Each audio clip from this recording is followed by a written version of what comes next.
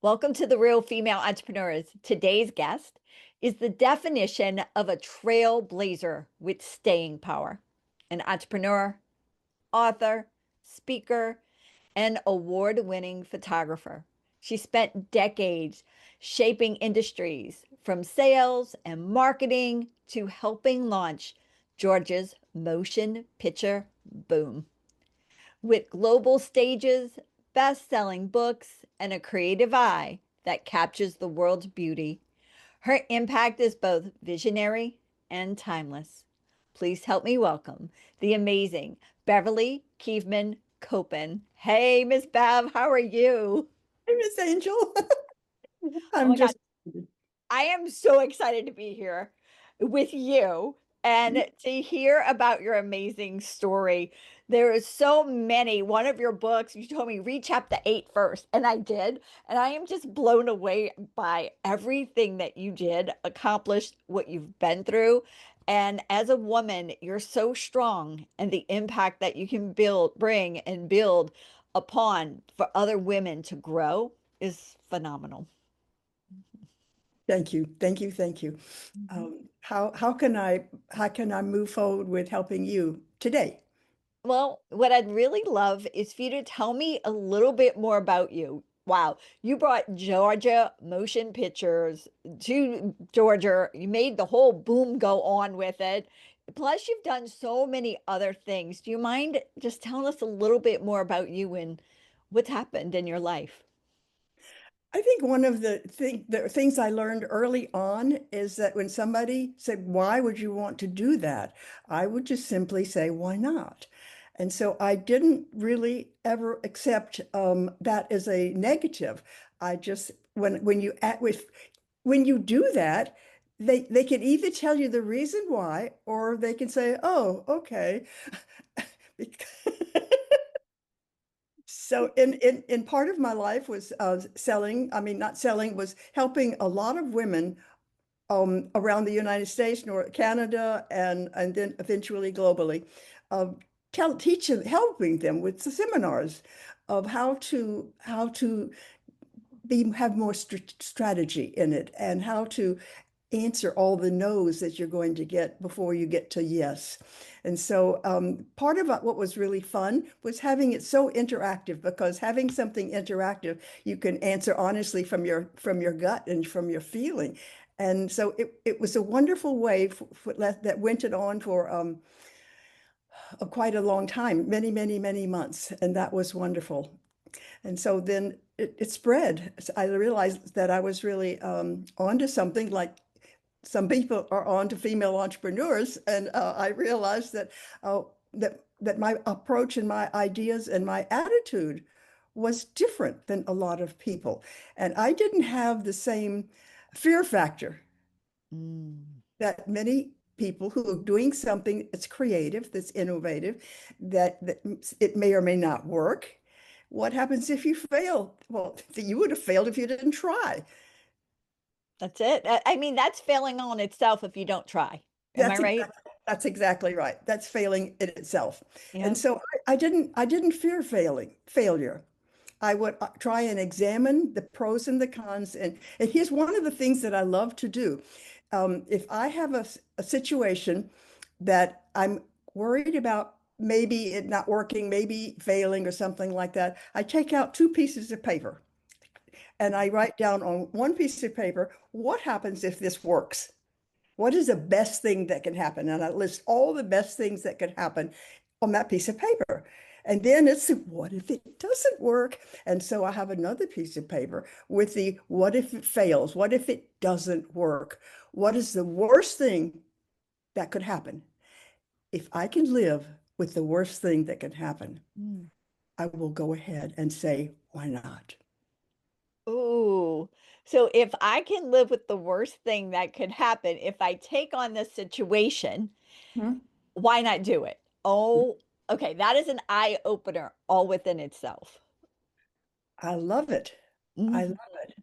I love that Mhm. because if it did work, look at all the amazing things that can happen. Mhm. And Mhm. if it didn't work, the worst possible situation. Okay. Yes, because If people are afraid to admit it might not work, then they're going to have that internally. And so it's better to put it on a piece of paper and say, just in a kind of a conversation, well, what if it doesn't work? Yeah. I'm going to go back a little bit more to your nose. So I was the person that when I got in sales, they said, Angel, go get 100 no's. You cannot get 100 no's. I was so bad. Guess who got 100 no's? You did. Trade. Mhm, So it was just something I had to learn. It was something I had to overcome in mhm, getting mhm. those 100 no's. And I swear one day I actually own that domain. I'm actually going to write a book on 100 no's. I think that's going to be a great title. Yeah, I really think so. And I tell you how that worked? Yes, Okay, so please. I've always been an entrepreneur. One time I was not, when I didn't know what to do next. And so I took a pause. And one day after spending the whole summer with my then blended family of 5 children, I knew why I worked. But I didn't know what I wanted to do because my things relating to the film industry, relating to models and talent, Atlanta models and talent, it it was a it was a different period of time. I answered an ad in the want ads in the newspaper for a company out of New York City who was selling business services to top management of small to medium-sized companies. I said, well, I've never done that, but I know I can do that. And so I applied. There were 100 people in the field selling when I joined the company, men. I was the third woman. At the end of the first full year, I was #1 in sales of the whole company. And they said to me, what did you do that was different? I said, I have no idea. I've never worked for anyone before. So they created a job for me, going to going on sales calls with all the people all over the United States Mm. and observing what they were doing. And they weren't doing things that were wrong or not right. It's just that my thought process was different. My thought process was yesterday. Can I give you a tiny example? Yes, Okay, please. That's what okay, we're here. We want to hear. I was going to ask. So go. okay. So I went in to see a gentleman that he had told his secretary, he said, you have 10 minutes. Don't forget, you only have 10 minutes. So that's a little, a little warning signal for me. And so I went in and there was this big man sitting at this huge desk, sitting in a huge chair. And my chair was, of course, way down where I'm right by not by my, right by myself, overlooking, or could all sleep on his desk. Anyway, I said, would you mind if I bring my chair around to sit beside you to show I can show you what we do? He said, no, that would be okay. And so I did. And I started. I said, is this okay now? I always ask permission. Is this okay? He said, yes. So I started doing a presentation. And he said, um, I said, I have a feeling about this. If I were to give you my whole presentation on what we're doing and you were to really like it, is there any chance that you would buy it? He said no. So I said, okay. I closed my presentation book and I said, I don't need the practice. Thank you for your time. And I got up and started to leave. And he said, God, please wait. I owe you an apology. The reason I said that was because your company is a competitor to mine. And so I wanted to find out what y'all were doing. He said, would you mind giving me a little more information? I said, if I do, what's in it for me? Good for you. And he said, I will give you 3 people that I think would want your service, and I will write it down for you and tell my secretary to give it to you. I said, okay, we have a deal. So I took the onus of being afraid and hostile of going through the whole thing and then finding out he had no interest whatsoever. Yeah. And so that's kind of what I would be telling the saleswomen is don't automatically assume that you are not in control Mm. of the situation. Yep. Yeah, as women, we are in control, and I think we forget that. Yeah. Hmm. We do. Yeah. And let's talk about controlling you and your savviness that you have. You've Mhm. been known to speak to anybody. It doesn't matter if they're a high-end CEO like you're talking about. It doesn't in all walks of life. And I believe that the women entrepreneurs need to hear from you how to actually do that, how to actually talk to CEOs, executives, prime ministers, presidents, and beyond, because you've done it all Mhm. and you know how to speak to them. So, do you mind actually giving them some tips on what to do? Well, I was very involved in the community. I think as an entrepreneur, you have to be. That means in organizations and things like that, because you don't have a board of directors. And so the community can be giving you feedback on how you're coming across. So I use that a lot because I would hesitate. I would always, if I were a mixer in the networking, I would go up to someone or they would come up to me because that's the point. I pretty much worked in a man's world. And so I was always dealing mostly with men. And so I would introduce myself and then I would start asking questions about him and wanting to know more about what they're doing and how's it going and things of that nature. And so I would write down, I would obviously I would acknowledge that he knew I was listening because asking questions about themselves and listening to answers are going to give you all the clues you need in order to move forward with the next step. And then, of course, the perfect thing is follow up with the person. If you exchange business cards, of course, you always have your business card, ask for a business card. And then you make, as soon as you leave the area, you write and put down what he does so you can follow up. So it's not so difficult if you just pay attention to the person you're talking to. Oh, and I find that is a key. People have a tendency not to want to listen Uh-huh. and acknowledge what they hear. Uh-huh. Uh-huh. Right? And then they want to talk about themselves instead of what, everybody's got a sign. What's in it for me? So, what is in it for them? They need to know. And so, by listening and acknowledging who they are and what they do, it's Uh-huh. key. Oh my God, what wisdom. Well, it just you get loved because men particularly, but businessmen working, they like to talk about what they do and who they are. And so why not give them that opportunity? Yeah, I feel like you're going on a first date then. Almost just trying to just find out about them a little bit. Yeah, With that's no right. attachment, just find out about them, right?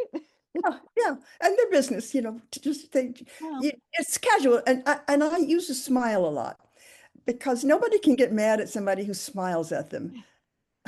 well, I'm glad I learned how to smile at a young age because that's what I do all the time is Yeah, smile. So yeah, work. yeah, yeah, It yeah. does So, work. so, so that's wonderful. Whoops. I love it. I love it. So, what about a letter to your younger self? If you were going to go back and write a letter to your 18-year-old self, what would you tell her? Well, it's interesting because I actually decided to write a letter to my grandchildren Oh, of of things that I would hope that they would learn along the path of life. And I gave them a lot of information about background, the fathers, all the statistics that never know about grandparents and things of that nature. And I talked to them about thoughts and values and things of that nature. This isn't a letter. It was an 11-page letter. oh. And I put it in a shoebox with the books that I had printed. I couldn't give them an ebook, but and photographs that I had taken of them with me with them and things of that nature. And I gave it to each one of those grandchildren individually. And I said, you don't have to look at this now. And I did something that I really needed to do.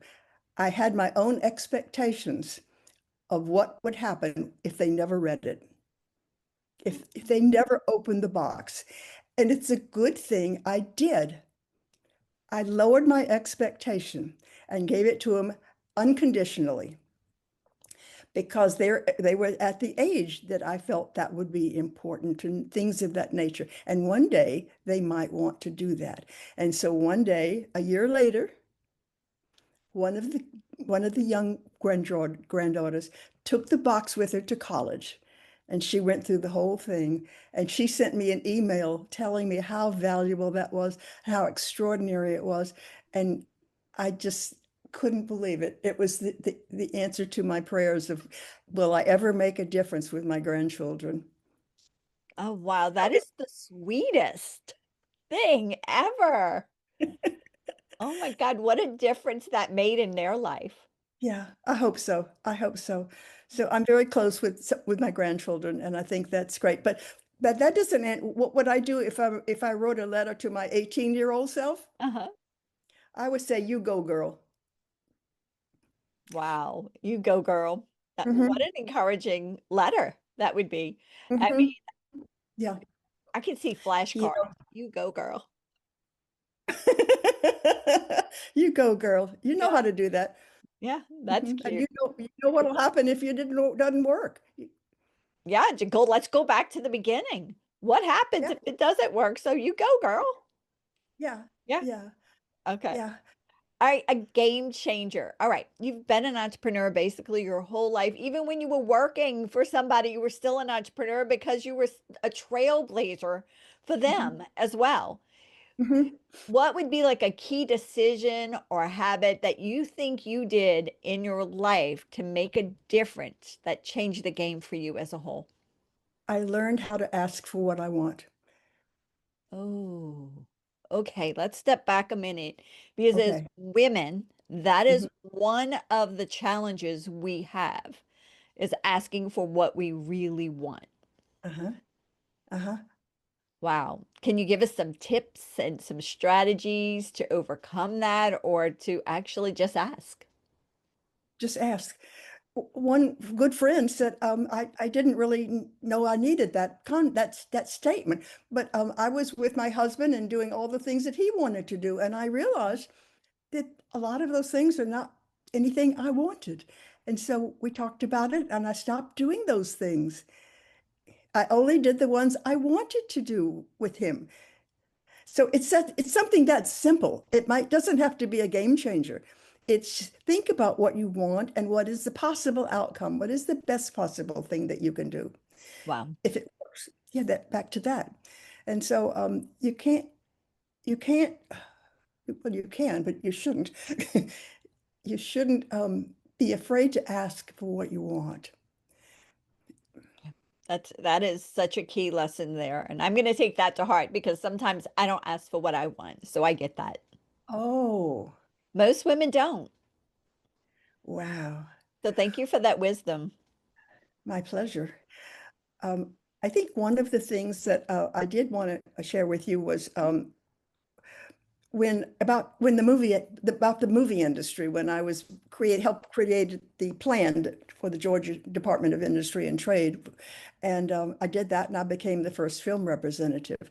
And when I did that, I realized that there was a major film being made in North Carolina. I lived in Georgia, and that if they're going to be doing that right there, why don't they come to Georgia? I need to talk to them and tell them I'm going to invite them to come to Georgia. This is how naive I was back then. And so I learned it was 20th Century Fox, a major motion picture going to be filmed with Sidney Poitier. And I didn't know anybody at 20th Century Fox. I asked around, if anybody knows anybody at 20th Century Fox. Nobody knew anything. So what do you think I did? You actually probably found out who to talk to and you went and spoke to them. Well, I called the president of 20th Century Fox. The president himself? Yes, that's that. Well, you got to start where you can get an answer. My goodness gracious! Why go up the line? All I wanted to do is get to the person who can say yes and no. If he says no, why not? Okay, wait. So wait, we talked a minute ago about how she can talk to all these amazing women and men Uh-huh. and how she can talk to CEOs, executive, president, Mhm. and beyond. Uh-huh. Guys, she Uh-huh. called him up directly. Yes, I did. I did. And I told the secretary, the gatekeeper, what I was representing, and she put me through. So I told Gordon Stolberg, I remember Gordon Stolberg, and I said, here's what I'm offering, and I'd like to meet with you and tell you more about it. He said, that would be great. Why don't you send me something in writing and include a photograph of yourself? I said, aha, aha. There's a key game changer. And so I did. And then I followed up with a call a few days later, and he said, yes, I will be glad to meet with you. Would you like to meet in New York City or in Los Angeles? Oh, that. I said very quickly, New York City, because I was in Atlanta. And so 2 weeks later, we were having dinner at the Park Lane Hotel restaurant and talking all about the state of Georgia and the film and why they couldn't come there because they'd been planning it for a year. But they became a longtime client of doing films in Georgia. Wow. Yes. Wow. Okay, guys, all she did was make a phone call. Yeah, I did. Wait, but today you guys just want to send emails. You can Mhm, still pick up that phone and make a phone call. Those connections mhm, are so important. mhm, mhm. Wow. All right. Okay. So now that you've blown us away even more, so what do you think women think about that stops them as a roadblock? It just stops them as a roadblock and they don't move forward to make that phone call like you did. They don't do things like you do. What would you wish they would stop believing? They should stop believing that they could not. Yeah. I mean, And they do, because but they do believe that. They believe that it's not them. It should be somebody else, or they're not strong enough, or they're not powerful enough. wow. Wow. Well, the answer is, to me, write down the things that you don't feel you're good at and learn a little bit about them. I didn't know when I was calling on all these different business people. I wanted to know what trends were relating to things that would be of interest to them. So if they brought up something that was newsy relating to not politics, not religion. I never talked about politics or religion, but about a business thing that is going on. And I tried to have just enough headlines to know that they knew that I read the paper and followed things of that nature. So I would go prepared, not with each individual person, but I followed key headlines in business newspapers, business chronicles and things of that nature. So you know what the topics are. If you know what the topics are, you can learn more. You could learn more about them. So you could at least have a conversation and ask questions. What is it about this that is the most troubling to you? You ask a question that is very pertinent to their business. Ooh, okay. A question that's pertinent to their business, not what you want. It's what's important to them. Yes. Yes. Very good. It's that sign, what's in it for me? They Uh-huh. all have it. Wow. How you Yeah, talk to them. Am I right, Miss Bev? you're right. You're Mhm. absolutely right. I love it. All right, we're going to go on a little lighter side, but not. Okay. Okay. All right. So you mentioned there was a blended family of Yes. five. Yes, at that time, yes. Wow. So, how did you balance life back then? My kids always knew that I was a working mom. And so they were in school. And if you, in the book, why not always ask for what you want? They interviewed, Terry North interviewed my two sons. I was terrified at that thought when she said she wanted to interview somebody from my family. I want to ask my children how they thought about my life with them. I was terrified. And so finally she interviewed them. They were on the line together on a Zoom call. And she said, do you want to see I've typed it up. Do you want to see it? I said, no. No. Why would I want to see it? I said, she waited another day or two. Okay. It's really good. You Would you like for me to send it to you? Okay. So finally, I agreed. She sent it to me. It's a good thing I had a box of Kleenex right beside me because of all the things that I never realized made an impact on them by watching me succeed or fail in a business. It taught them so many things by just following the thought process.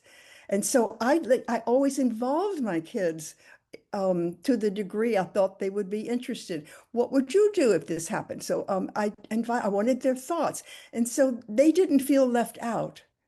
Oh, so you brought them into the mix. What would happen? How would you feel if with this happened or anything like that? Yes. So that is really good advice. Hmm. Yeah. Definitely. Yeah. So they felt like they were a part of everything you were doing. Yes. They felt like they were a part of everything I was doing. Wow. Yeah, and those five children, three who were not mine and two who were still, well, with the two, three that were not, are still close. And they come to see me, and it's just beautiful because you don't have to try to entertain your children. Let them know what you do, how you think, how you want them to behave. I would give my kids, the boys, um, a little, maybe say like $20 or something, and go read the paper on the stock market and find out what interests you in the stock market. What kind of thing, if you had money, what would you invest in? And then why don't you we'll set up an account for you and you can use your $20 to start. Ooh, So that's it was not assuming that they didn't know anything about something. It was how do I teach them about things that are real life? wow. That goes into every area of life. It goes into business. What are they seeing you doing? It Mhm, goes into marriage, relationships. How are they seeing those things and how is that playing out? mhm, It goes into are you exercising even? Are they seeing you implementing some health strategies, food, exercise, health, and mhm. they will just continue that on as they age. Have you seen that happen in your life as well? Oh, yes, absolutely. I've always been exercise fitness conscious and walking and doing classes and things of that nature. And they are too. They do them too. Yeah. Monkey see, monkey do. Definitely. Monkey see, monkey do. And that's with every aspect of life. Now, personally, now, Mhm, okay, they're older now, they have their own lives. mhm. They already have their own grandchildren, correct? Yes. Yeah. So Mhm. the question then becomes is what do you do now to have a balance inside of your life? Oh, me here. Yeah, you here. Okay. Well, I think I'm busier than I ever was because I walk around and try and find things that I can help create and how I can help somebody who's not feeling well Oh, or or anybody that I see who needs a little hand up. And I just want to say, how are you doing today? Not how are you doing? Then you're going to have a long answer. How are you doing today? And I always smile. And I am told that I smile all the time when they're walking around in the common areas, and it just makes everybody feel happier. So I love mentoring and I'm mentoring several people here where I live. And so we live right next to a college and we're creating products, we're creating plans that we're doing. And I'm helping create a program right now with one of the residents and a context on curiosity. And we're doing a class based on the best-selling book, Seek. And so it's about curiosity, asking questions, listening to the answers. And we're going to have five students and five Berry students, five students and five residents. And we're going to interact with one another. So we can, things like that, creative things. And so there's always room for creativity. I love the fact that you're mentoring these these college kids, correct? They're college kids. Yes. I love the fact that your wisdom is mentoring these college kids and giving them your expertise. And there's five of you doing that. Oh, Mhm. wow. Yeah, yeah. There, we have wonderful programs that connect the students with the residents. We have a T-shirt because it's a Berry College is the name of the college. It's Yeah. very well known, and so we have T-shirts and they say elderberries. We're the elder berries. Well, elderberry's really good for you too. I mean, Yes, yeah. they have so many benefits. Oh my God. So just think of all the benefits you're giving to these students and beyond, because they're going to pass those things on to their grandchildren as well. To their children, I hope. Yeah, Yes, children, grandchildren, great grandchildren. It's just going to keep going. Your wisdom. that's kind. That That's is kind. amazing. I love that. Oh my God. I want to be invited to a meeting. I want the wisdom. You have it. Believe me, you have it. Thank you. All right, so let's talk about some advice to a woman who is an entrepreneur. She's a business owner Mhm. and she's in the middle of something and she's just frustrated and ready to give up. What advice do you have for her? She There are organizations that are powerful, like NAWBO, National Association of Women Business Owners, and other organizations. There's a committee of 200 for those who are more advanced. That's an invitation only, of course, and I was in that. So it's finding your peers, finding a person who is a peer, not looking way down, not looking way up, and being able to say, I need some help with this. I'm having a struggle. I was wondering if I can tell you briefly about it, and maybe you could give me some help, some guidance, and what you might suggest. Ask for help. Ask for what you want. Wow. Yeah, we're going back to ask for what you want. Say what you want. Mhm. Wow. Yeah. If you're struggling with a decision to make, take the two pieces of paper. If I do this, and if I do this. I love that, by the way. I've done that before. I do pro and con lists, but Mhm. I love the fact, what is the worst possible thing? And if I can live with that worst possible situation, then Mhm. it's okay. Just do it. Okay. So what is the problem why somebody can't move forward if they're stuck? Well, not with your answer. There's no reason. Okay. Okay. There's no reason. If they just take that piece of paper and say, this is the worst case scenario. Mhm. And if that is the worst case scenario and they can deal with it, like you said, Mhm. there's no reason to move forward. Now, let's Mhm. take it the other way. Mhm. They cannot deal with it. Cannot deal with They it. cannot deal with it. The worst case scenario, they Mhm. cannot deal with it. Mhm. Then, So then they either don't do it, they close the business, they decide how to sell the business, they look for a partner, somebody who would bring value, if it's not money, to value and wisdom to the arrangement, to the thing. Somebody who would be an unofficial board member who might give them some thoughts and direction to go. Because it could be a man, it could be a woman. mhm, So, older women are loving as young people asking them for help. yeah, It's that simple. yeah, yeah. I mean, women who are retired love to give their advice. Women who are in their 60s, 70s, even who are not retired, Mhm, love to help people and give their advice as well. mhm. Because That's we've all right. been through something. Am I right, Miss Bev? Yes, you're absolutely right. Yes.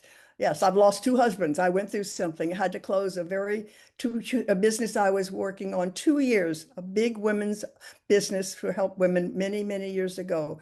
And I had investors and it was ready to launch And when that he is in was, chapter 8 of her book, by the way. my book called Why Not? Always ask for what you want. Yes. And I had to make a decision. It was a painful decision. I went away and cried for a week before I made the decision, but I knew the answer. Mm, I knew the answer. I have to help this person I love. want to live after he loses both legs. Yeah.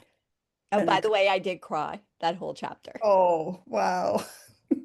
Mhm, Yeah, mhm. the man on the plane kept asking me if I was okay. And I'm like, Well, I have that in there because it is all not roses and, and blue skies. And you have to learn how to deal with things that are things that are not in your control. I like to break it down into two categories: what is in my control and I can make decision on, and what is not in my control, and there's no way I'm going to have anything to do with it. And so if it's a bigger picture, then you know you don't have anything, cannot do anything, then the decision becomes much clearer. it does. It does. And her book helps you with that. Trust me. All right. Future sneak peek in the what's going on. Can we pull back the curtain and tell me what's next for you? Um, I Well, what's next is something I've already done because I decided I wanted to write a column for the local newspaper a year a year and a half ago. And so I called the editor and said, I'm a writer and I wondered if you might be interested in some of my works on your newspaper. He said, let me turn you over to my city editor. Oh, And so I was for a year and a half. I wrote a column for the Rome newspaper, and anything I wanted, oh, every 2 weeks, wow. 600 words or less. And there's some wonder. I could. It was. I had people around the where I live saying how much they love reading my stories. They always had an uplifting ending. Oh, mm. Always had, even if it was a tough call, it always had an uplifting ending. Well, you can always write for us. We always have a column available, and you can always write for us. We'll be super excited to have you. We'll have to put on the agenda to talk about that for Yeah, sure. So I love definitely. writing. I love writing. It's just something that I do. I love writing, and writing can help you answer questions in your own mind as well. Mm. So, do you like journaling? Yes, I like journaling, but more importantly, I just write in the middle of the night. I wake up and I have ideas, and so I keep a little tablet and a pen by my nightlight. Hmm. And I get up and write down 2 or 3 notes. And then the next day I know what I was thinking so I don't forget it. And then I will maybe do a column or something of that nature because it's always about something that I'm about to do.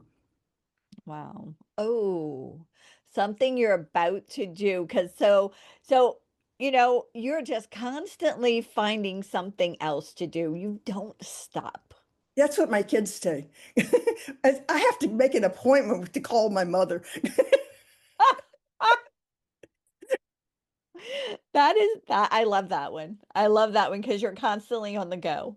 Yeah, And that just proves to it. You have to write down things that you're going to do because you're constantly going to do something else, like the elderberry. That is so cute. Yeah, the wisdom that you have. All right. Now, something that's going to shock my audience. What was something that you've done that would shock people? okay. Um, I was going to India for a series for a month. I was invited to go to do advanced sales training for Indian sales executives, mostly men. And this was quite a few years ago. And I said, well, the person who I would really like to meet, I studied for this program for over a year. I read books. I wanted to learn the culture. And so I decided that I really wanted to meet this woman, Indira Gandhi, the Prime Minister of India. And I asked all of my friends here, how do I go about doing that? Nobody knew, of course, nobody knew. And so I did the most logical thing I could think of. I wrote her a letter and said, I'm coming to your country, and here's what I'm going to be doing. And I would like to see if there's a possibility that I could meet with you. And by the way, I would like to meet with you on this day and at this time, because that's when I will be in New Delhi, where you live. And that's the time before my first seminar. And so if you're going to be outrageous, go all the way. And so I sent the letter with a lot of information about background and things like that, and the book I wrote for today's saleswoman. And when I got to India, um, I asked my host, Mr. Krishnan, I would like you to appreciate. He was so excited that I was there, and I said, I have a request. Would you please take this duplicate package that I have that I wrote to Ms. Indira Gandhi, Prime Minister? Would you please make sure that she gets the copy that you're going to get to her because it may or may not have gotten to her. And he thought at that moment he has made the drastic mistake of his life in having me on here ready to teach to these people that I'm obviously crazy. How in the world could anybody expect to meet the prime minister? He said. I mean, people are lined up every day outside of her house wanting to just see her. And you want to have a meeting with her? And he went on and on and on. He was really concerned that he'd made a bad mistake. I said, I understand. Would you please make sure she gets the letter? And so 3 or 4, 5 days later, he comes running down my first seminar, 2 or 3 days into the seminar, waving a telegram confirming my audience with Prime Minister Indira Gandhi on the day that I asked, at the time that I asked. I became a hero in India. Nobody ever has done that, ever. Wow. Okay.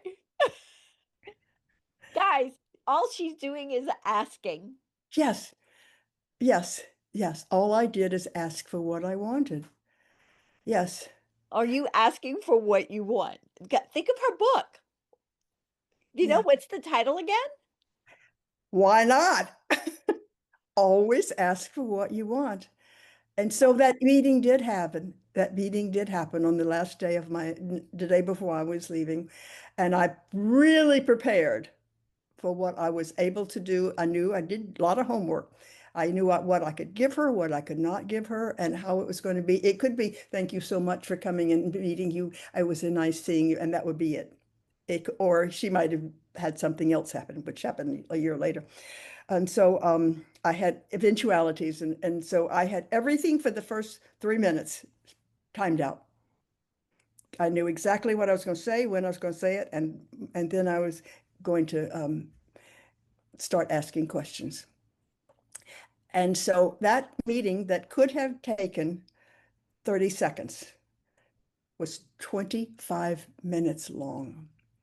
The two of us by myself with her in her dining room, her private dining room in her home. And it was beyond understanding. It was beyond anything I ever could have imagined. I thought it couldn't possibly be. I'm just a gal in Atlanta, Georgia, who's had this silly idea of meeting the prime minister. And how did that happen? I mean, it couldn't be me, but it was. It was But it you. was. It was you. With a lot of God grace happening in the back end, I think, for you because you asked what you wanted. He'll give you what you want. Am I right, Miss Mhm, Bev? You mhm, just have to ask. mhm, mhm. Wow. All right. On the lighter side of this, because that was so amazing. Do you have a favorite song or songs? Oh, I love the movie. I mean, the song "Smile." Smile when your heart is breaking. Smile. What's the use of crying? It's just a beautiful song, It is. and it helps me to want to smile again. Yep, that is a beautiful song. I do love that Yeah, song. yeah. Yeah. But so yeah, my mother used to have that playing every Saturday when we cleaned the house, along with I think I don't know, Tom Jones and all the other ones. All right. Mhm. I already mentioned, I think 2 or 3 books.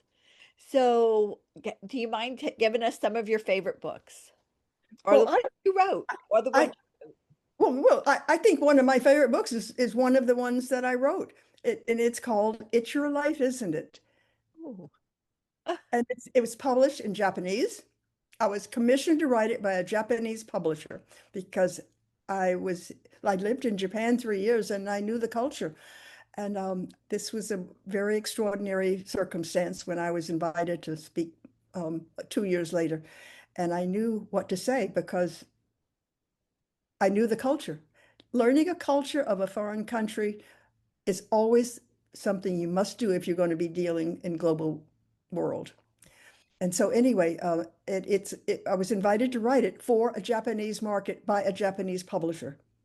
That that was I was the first woman, first person ever to be invited by this major publishing company in Tokyo to have a foreigner write for the Japanese market. Oh, that's cool. Hmm. That is really amazing. Hmm. So, I mean, who's ever had anything like that?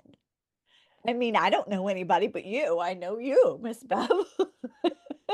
Yeah, so it was published and it was in Japanese, and so it was extraordinary. I had women calling me from Japan wanting to talk with me. With the time difference, they knew the time difference in their broken English. It was just beautiful.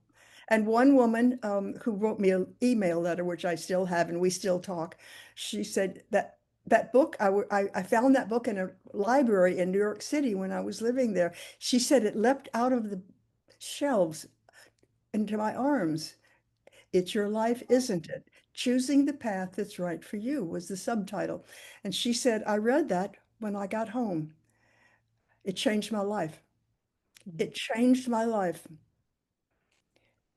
Yeah. Is it available in English as well?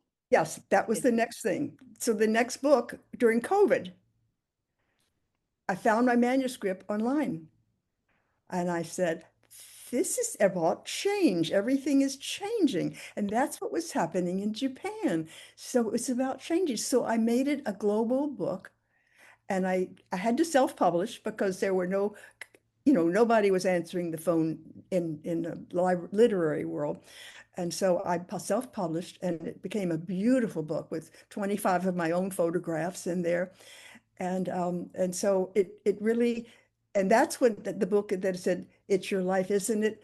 Making a difference starts with I've got an idea." Um, So that's something that I believe so strongly, that if you just get an idea, don't just think about it, do it. mm, mm. Just do it. Implement it. Make it happen. Don't Make it just sit happen. back and say, oh, yeah, like I did for over 20 years with the magazine. I knew I was going to do it. I just didn't know when it was going to happen, you Mhm, know? mhm, So, I mean, I probably should have did it beforehand, but I probably had lessons I had to learn mhm, along the way for mhm. it to be what it is today. So, Yeah. yeah. So you'll do it. Just when. Yes, it's just win. So I love what you're doing. It's just spectacular. Thank you. All right. Words to live by, a quote. Hmm. Quote, always ask for what you want. Mm, I can't make it any simpler. yeah. All right. Superpower for 24 hours. What would it be? You can do anything. Oh, I know what I would do. I love walking and I love walking on the beach. So Ooh, if I could find a beach, I would go walking by myself and not having nothing to write on. I just want to think, and I want to listen to whatever happens. And now I love that, and I can do that here around a lake. So I want to be walking, and I want to be walking by myself. I don't want to walk in a group because you can do that, and that's fun too. But walking for me is think time, looking up above and saying, "Thank you," and what's next for today? Yeah, yeah. it's a listening factor, and you can only do it if you're out walking. Wow. And the energy that comes from the water and from the sky and everything just like feeds that, like, what's next? Hmm. Hmm. Hmm. All And right. that's when I would go to sleep and wake up in the middle of 3 in the morning and start writing. Ooh. Yeah, Ooh. yeah. Okay. Another tip. Hmm. Hmm. Another tip. Great. All right. Do you believe in motivation? And if you do, what do you do to get motivated? What do you do to be to get Motivated. motivated? Yeah, if you believe in it. Some people don't believe in motivation, others do. What do you do to get motivated?